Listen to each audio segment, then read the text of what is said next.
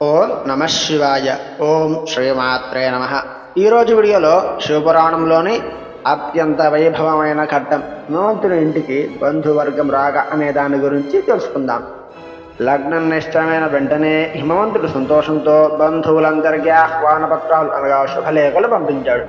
ఆ పిలుపు అందుకుని హిమవంతుడి సోదరులు మిత్రులైన పర్వతరాజు మరియు పర్వత నదులు ఎలా తరలివచ్చారు. పర్వతగా మేరు పర్వతం, మందార పర్వతం, గంధమాధన పర్వతం, నీల పర్వతం మొదలైన వారు తమ భార్య బిడ్డలతో సైన్యంతో మానవ రూపంలో ఎలా వచ్చారు.